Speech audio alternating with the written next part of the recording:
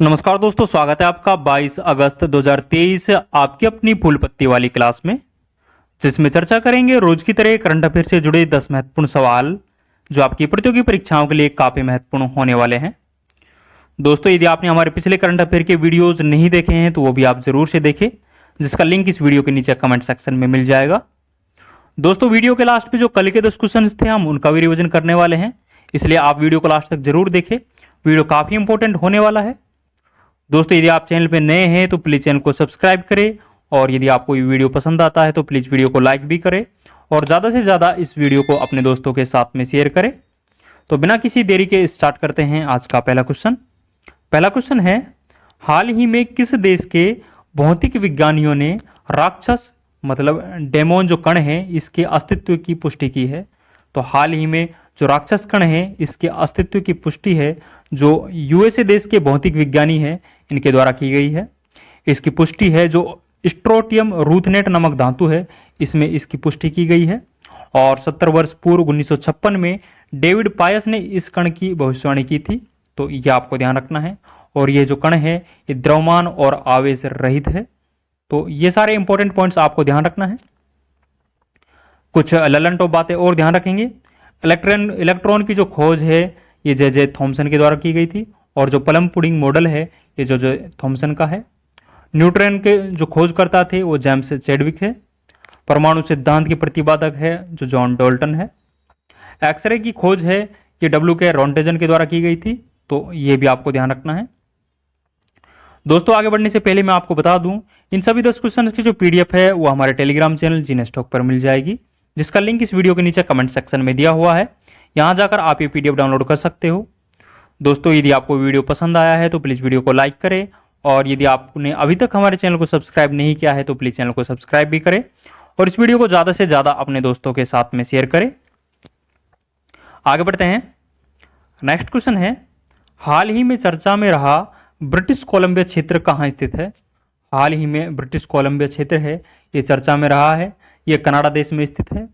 हाल ही में कनाडा के प्रधानमंत्री जस्टिन ट्रूडो के द्वारा भीषण आग लगने के कारण ब्रिटिश कोलंबिया क्षेत्र में आपातकाल की घोषणा की है, इसीलिए यह चर्चा में रहा है, तो यह आपको ध्यान रखना है। और कोप 15 जो कि जैव विविधता से संबंधित है, इसका आयोजन है जो मॉन्ट्रियल कनाडा में होता है, तो यह भी आपको ध्यान रखना है। कुछ ललन टॉप बातें और ध्यान रखेंगे। राष्ट्रीय आपातकाल के दौरान कौन से अनुच्छेद है जो निलंबित नहीं होते हैं? तो आर्टिकल 21 और 20 है जो कि राष्ट्रीय आपातकाल के दौरान निलंबित नहीं होते हैं। भारत में कुल कितनी बार राष्ट्रीय आपातकाल लगा है? तो अब तक भारत में कुल 3 बार राष्ट्रीय आपातकाल लगा है। 1962 में भारत और चाइना के मध्य में युद्ध हुआ था, तो 1962 में लगता है। 1971 में भारत पाकिस्तान युद्ध के दौरान, और 1975 में आंतरिक अशांति के दौरान ये राष्ट्रीय आपातकाल लगाया गया था, तो यह आपको ध्यान रखना है। वित्तीय आपातकाल का उल्लेख है जो आर्टिकल 360 में है, और भारत में अभी तक एक बार भी वित्तीय आपातकाल नहीं लगाया गया है। आपातकाल में मौलिक अधिकार पर प्रभाव किस देश के संविधान से ग्रहण किए गए हैं? तो आपातकालीन जो प्रावधान है ये जर्मनी से ग्रहण किए गए हैं। जर्मनी का जो वाइमर संविधान है इससे यह आपातकालीन की जो शक्ति है ये भारत के द्वारा ग्रहण की गई है, तो यह आपको ध्यान रखना है। नेक्स्ट क्वेश्चन देखेंगे। हाल ही में तूफान हिलेरी ने किस देश को सर्वाधिक कुप्रभावित किया है? तो हाल ही में जो तूफान हिलेरी है इसके द्वारा कैलिफोर्निया यूएसए को सर्वाधिक को प्रभावित किया गया है। ये जो तूफान हिलेरी है ये श्रेणी 4 का तूफान है, और पूर्वी प्रशांत महासागर में ये आया है, और इसकी उत्पत्ति है जो अल नीनो के प्रभाव से इसकी उत्पत्ति हुई है। अल नीनो है यह एक गर्म जलधारा है, तो यह आपको ध्यान रखना है। कुछ ललन टॉप बातें और ध्यान रखेंगे। बिपरजॉय चक्रवात हाल ही में अरब सागर में देखने को मिला है, और इसका नामकरण है जो बांग्लादेश के द्वारा किया गया था, जिसका अर्थ आपदा या विपत्ति इसका अर्थ होता है।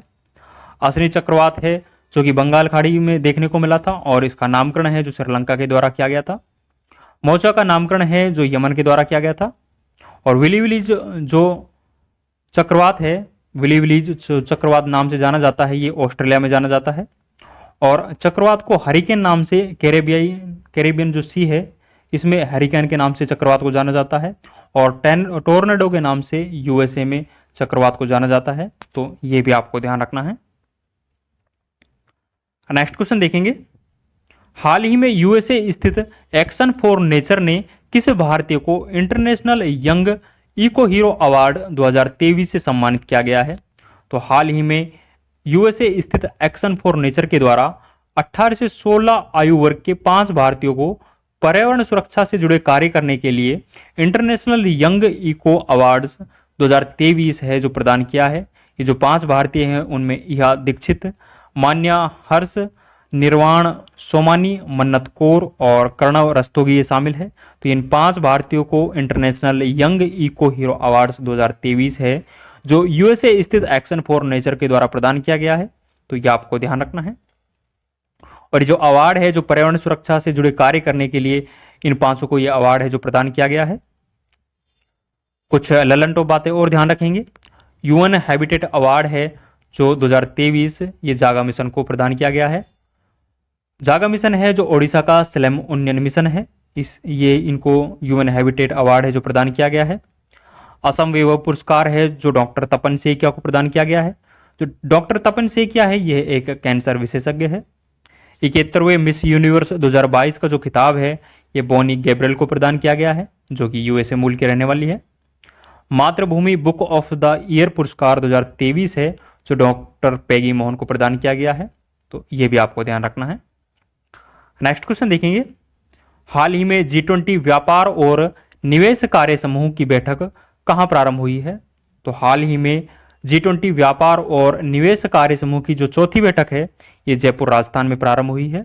इसकी पहली बैठक है जो मुंबई में आयोजित हुई थी, सेकंड बैठक है जो बेंगलुरु में आयोजित हुई थी, थर्ड बैठक केवड़िया गुजरात में आयोजित हुई थी और हाल ही में जो चौथी बैठक है ये जयपुर राजस्थान के अंदर आयोजित हुई है। आप सभी को भली भांति पता है कि G20 2023 की अध्यक्षता है जो भारत कर रहा है। भारत है जो वन अर्थ, वन फैमिली और वन फ्यूचर थीम के साथ में G20 2023 की अध्यक्षता कर रहा है। G20 2023 की 18वीं बैठकों की अध्यक्षता है जो भारत कर रहा है। भारत का इसमें शेरपा है जो अमिताभ कांत जी है। G20 2022 हुआ था उसकी बैठकों की अध्यक्षता है जो इंडोनेशिया के द्वारा की गई थी और 2024 में जो बैठकों की अध्यक्षता करने वाला है वो ब्राजील करने वाला है। तो ये भी आपको ध्यान रखना है। कुछ ललन टॉप बातें और ध्यान रखेंगे। WHO का पारंपरिक चिकित्सा पर शिखर सम्मेलन गांधीनगर में आयोजित हुआ है। G20 स्वास्थ्य मंत्रियों की बैठक है जो गांधीनगर में ही आयोजित हुई है। SCO के विदेश मंत्रियों की जो बैठक है वो गोवा के अंदर आयोजित हुई है और SCO 2023 की अध्यक्षता है ये भारत के द्वारा की गई है। और SCO का हाल ही में नवीनतम 9वां सदस्य बना है। तो वो कौन सा देश है जो कि SCO का नवीनतम 9वां सदस्य देश बना है? तो इसका आंसर आप कमेंट सेक्शन में जरूर बताएं। राष्ट्रमंडल संसदीय संघ की भारत में बैठक है जो उदयपुर में आयोजित हुई है और इस बैठक की जो अध्यक्षता है वो लोकसभा स्पीकर ओम बिरला के द्वारा की गई है। तो ये आपको ध्यान रखना है। नेक्स्ट क्वेश्चन है। हाल ही में भारत पेट्रोलियम कॉर्पोरेशन लिमिटेड ने किसे अपना ब्रांड एम्बेसडर घोषित किया है? तो हाल ही में BPCL के द्वारा अपना ब्रांड एम्बेसडर है जो राहुल द्रविड़ को बनाया गया है। राहुल द्रविड़ का जो उपनाम है इसे द वॉल के नाम से जाना जाता है। ये भारतीय क्रिकेटर है और हाल ही में BPCL ने इसे अपना ब्रांड एम्बेसडर बनाया गया है। BPCL है जो भारत की महारत्न कंपनी है और जो BPCL है इसकी 3 रिफाइनरी है ये संचालित है जो कि बीना, मुंबई और कोच्चि में संचालित है। तो ये आपको ध्यान रखना है। और राहुल द्रविड़ को जो ब्रांड एम्बेसडर बनाया गया है वो प्योर फॉर श्योर कार्यक्रम के तहत इनको ब्रांड एम्बेसडर बनाया गया है। तो ये भी आपको ध्यान रखना है। कुछ ललन टॉप बातें और ध्यान रखेंगे। ICC क्रिकेट वर्ल्ड कप 2023 का जो ब्रांड एम्बेसडर है वो बनाया गया है ये शाहरुख खान को बनाया गया है। तो हर हाल ही में ICC के द्वारा अपना शुभंकर लॉन्च किया गया है। वो शुभंकर कौन सा है? इसका आंसर आप कमेंट सेक्शन में जरूर बताएं। पेप्सी को इंडिया का ब्रांड एम्बेसडर है ये रणवीर सिंह को बनाया गया है। यूनिसेफ इंडिया का ब्रांड एम्बेसडर है ये आयुष्मान खुराना है। भारत की नवीनतम महारत्न कंपनी है जो ऑयल इंडिया लिमिटेड है जो कि भारत की 13वीं महारत्न कंपनी है। और आपको कमेंट सेक्शन में बताना है कि जो भारत की 12वीं महारत्न कंपनी थी वो कौन सी थी। इसका आंसर आप कमेंट सेक्शन में जरूर बताएं। नेक्स्ट क्वेश्चन है। हाल ही में एशिया के सबसे बड़े ट्यूलिप गार्डन के रूप में वर्ल्ड बुक ऑफ रिकॉर्ड्स में दर्ज इंदिरा गांधी मेमोरियल गार्डन कहां स्थित है? तो हाल ही में वर्ल्ड रिकॉर्ड दर्ज किया गया है। इंदिरा गांधी मेमोरियल गार्डन है ये जम्मू कश्मीर में स्थित है।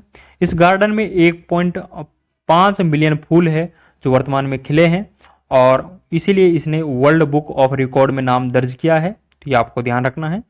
और लेवेंडर फेस्टिवल है, ये जम्मू कश्मीर में सेलिब्रेट किया जाता है। कुछ ललन टॉप बातें और ध्यान रखेंगे। फूलदेई फेस्टिवल है, ये उत्तराखंड में सेलिब्रेट किया जाता है। मक्खन महोत्सव, जिसे अंडूरी महोत्सव या बटर महोत्सव के नाम से भी जाना जाता है, यह उत्तराखंड में आयोजित होता है। थाईपुसम महोत्सव है, ये तमिलनाडु में सेलिब्रेट किया जाता है। और बथुकम्बा जो फेस्टिवल है, ये तेलंगाना में सेलिब्रेट किया जाता है। सिग्मो फेस्टिवल है, ये गोवा के अंदर सेलिब्रेट किया जाता है। और यदि सरहुल फेस्टिवल के बारे में बात करें तो जो सरहुल फेस्टिवल है, ये झारखंड में सेलिब्रेट किया जाता है, तो ये भी आपको ध्यान रखना है। नेक्स्ट क्वेश्चन है, हाल ही में मातृभाषा में शिक्षा को बढ़ावा देने के लिए कुबी और देसिया पुस्तक का विमोचन कहाँ किया गया है? तो हाल ही में जो मातृभाषा में शिक्षा को बढ़ावा देने के लिए कुबी और देसिया पुस्तक का विमोचन है, ये भुवनेश्वर ओडिशा के अंदर किया गया है। इस पुस्तक का विमोचन है जो शिक्षा मंत्री धर्मेंद्र प्रधान और वित्त मंत्री निर्मला सीतारमण के द्वारा किया गया है, तो ये आपको ध्यान रखना है। इस बुक में ओडिशा का जो कोरापुट जिला के कुबी और देसिया आदिवासी समुदाय है, इसकी संस्कृति, वेशभूषा और रहन सहन का उल्लेख है जो इस पुस्तक में किया गया है, तो ये आपको ध्यान रखना है। कुछ ललंटो बातें और ध्यान रखेंगे। संघ की राजभाषा का उल्लेख है जो कि आर्टिकल 343 में है। राजभाषा संबंधित आयोग का उल्लेख है जो आर्टिकल 344 में है। प्राथमिक स्तर पर मातृभाषा में शिक्षण है जो अनुच्छेद 350A में उल्लेख है। हिंदी भाषा का विकास है जो आर्टिकल 351 में है, तो ये भी आपको ध्यान रखना है। नेक्स्ट क्वेश्चन देखेंगे। हाल ही में भारतीय राष्ट्रीय महासागर सूचना सेवा केंद्र ने नाविकों और मछुआरों के लिए कौन सा मोबाइल ऐप लॉन्च किया है? तो हाल ही में भारतीय राष्ट्रीय महासागर सूचना सेवा केंद्र ने नाविकों और मछुआरों के लिए हाल ही में मोबाइल ऐप लॉन्च किया है, वो समुद्र मोबाइल ऐप है। इस ऐप का प्रमुख उद्देश्य है जो सुनामी, तूफान या लहरों की रियल टाइम मॉनिटरिंग करने के लिए इस ऐप को लॉन्च किया गया है। इस ऐप को भारतीय राष्ट्रीय महासागर सूचना सेवा केंद्र के द्वारा लॉन्च किया गया है। इसका हेडक्वार्टर है जो हैदराबाद में स्थित है और यह पृथ्वी विज्ञान मंत्रालय के अधीन कार्य करता है। और जो भारतीय राष्ट्रीय सूचना महासागर केंद्र है, इसकी स्थापना है जो 1999 में होती है, तो ये भी आपको ध्यान रखना है। कुछ ललंटो बातें और ध्यान रखेंगे। NVS-01 जो कि नेविगेशन की सेकंड पीढ़ी का पहला उपग्रह था, इसे हाल ही में GSLV F-12 के द्वारा लॉन्च किया गया है। ग्लोनास जो कि रूस का नेविगेशन सिस्टम है। भारत का नेविगेशन सिस्टम है वो नाविक है। नाविक रोग है जो विटामिन सी की कमी के कारण होता है। हाल ही में सागर संपर्क ऐप है, इसको लॉन्च किया गया है। इसको जहाजरानी मंत्रालय के द्वारा लॉन्च किया गया है। और जहाजरानी मंत्रालय का मंत्री कौन है, इसका आंसर आप कमेंट सेक्शन में जरूर बताएं। आज का अंतिम क्वेश्चन है, हाल ही में किस भारतीय स्कॉर्पियन सबमरीन ने सबसे लंबे समय तक तैनाती का रिकॉर्ड बनाया है? तो हाल ही में जो भारतीय पनडुब्बी INS वागीर है, इसके द्वारा सर्वाधिक लंबे समय तक तैनाती का रिकॉर्ड है जो बनाया गया है। INS वागसीर है, इसका निर्माण है जो मझगांव डॉक लिमिटेड में इसका निर्माण है, जो प्रोजेक्ट 75 के तहत भारत और फ्रांस ने मिलकर इस पनडुब्बी का निर्माण किया है, तो ये आपको ध्यान रखना है। कुछ ललंटो बातें और ध्यान रखेंगे। INS विक्रांत है जो भारत का पहला स्वदेशी विमान वाहक पोत है। इसको 2 सितंबर 2022 को कोच्चि से लॉन्च किया गया था। वर्णास है, ये हैवीवेट टॉर्पेडो है। प्रोजेक्ट 17A का 6 जहाज हाल ही में लॉन्च किया गया है। ये जहाज है जो INS विंध्यगिरि है। जायद तलवार युद्ध अभ्यास है जो भारत और UAE के मध्य में आयोजित होता है। भारत की तरफ से इसमें INS विशाखापट्टनम और INS त्रिकंद के द्वारा भाग लिया गया है, तो ये भी आपको ध्यान रखना है। दोस्तों, ये आज के 10 इंपॉर्टेंट क्वेश्चन हमने डिस्कस किए हैं। जो कल के 10 क्वेश्चन थे उनका भी एक बार क्विक रिवीजन कर लेते हैं, जिसमें पहला क्वेश्चन था, हाल ही में विफल होने वाला रूसी चंद्र मिशन कौन सा है? तो लूना 25 जो रूसी चंद्र मिशन है, ये हाल ही में विफल हो गया है। नेक्स्ट है, हाल ही में भारत के किस पड़ोसी देश ने यूनिवर्सल पेंशन योजना प्रारंभ की है? तो बांग्लादेश के द्वारा यूनिवर्सल पेंशन योजना प्रारंभ की गई है। नेक्स्ट क्वेश्चन है, हाल ही में ऑस्ट्रेलिया में आयोजित फीफा महिला फुटबॉल विश्व कप 2023 की विजेता टीम कौन सी है? तो हाल ही में आयोजित फीफा महिला फुटबॉल विश्व कप 2023 है जो स्पेन के द्वारा जीता गया है। उपविजेता इसमें इंग्लैंड रहा है। नेक्स्ट है, हाल ही में आईसीसी ने क्रिकेट विश्व कप 2023 के लिए कौन सा शुभंकर लॉन्च किया है? तो क्रिप्टोवर्स है जो आईसीसी के द्वारा क्रिकेट वर्ल्ड कप 2023 के लिए शुभंकर लॉन्च किया है। नेक्स्ट है, नोवा राष्ट्रमंडल संसदीय संघ सम्मेलन कहां आयोजित किया है? तो ये सम्मेलन है जो उदयपुर राजस्थान के अंदर आयोजित हुआ है। इसका उद्घाटन है जो ओम बिरला जो कि लोकसभा स्पीकर है इनके द्वारा इसका उद्घाटन किया गया है। नेक्स्ट है, हाल ही में इलेक्ट्रॉनिक्स और आईटी मंत्रालय ने ग्राफीन अरोरा कार्यक्रम कहां लॉन्च किया है?